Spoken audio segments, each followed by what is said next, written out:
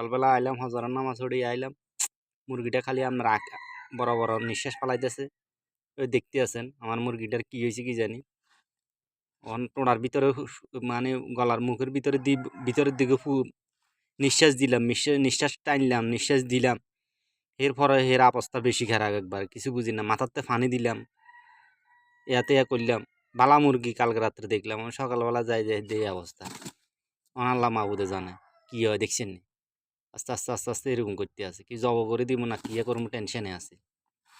বন্ধু কাট দেগা, काट देगा, नहीं टिकेगा है, नहीं टिकेगा, काट देना चाहिए। क्या करेगा, ना तो मर जाएगा तो क्या करेगा।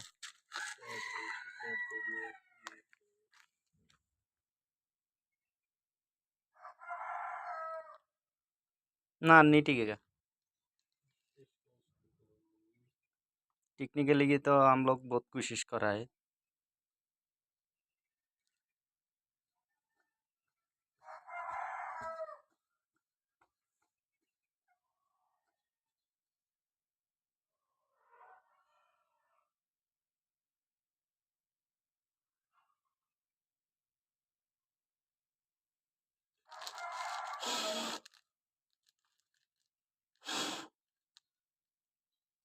আমার বন্ধু নিঃশ্বাস মিশ্বাস ব্যাগ দিলাম, আমি দিলাম, আমি মুখের ভিতরে ভিতরে দিয়ে হাওয়া দিলাম, ফু দিলাম, আবার নিঃশ্বাস টানলাম দিলাম, কিছু না, মাথাতে পানি দিলাম।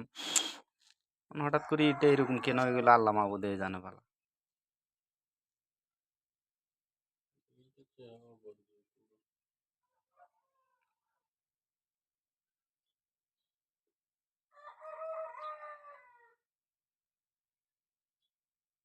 आराम से दे, ज्यादा देगा तो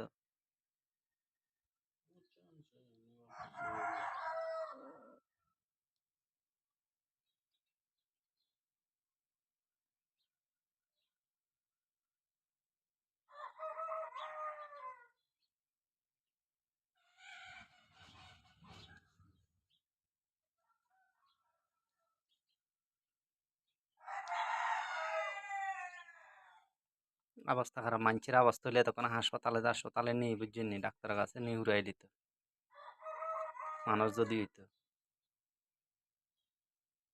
আল্লাহ জানে, হয়তের মালিক আল্লাহ, হয় দিয়ে দিলে আল্লাহ ঠিকই যাবে। এর আগের দিন গিয়া একবারে মরে যেতে লাগছিল রাত গিয়া, হঠাৎ করে আমি হানি টানি দিলাম, এই প্রশিক্ষণে আজ আনি হানি দিলাম, আর মা ইয়ে ঠিকই গেছে গো।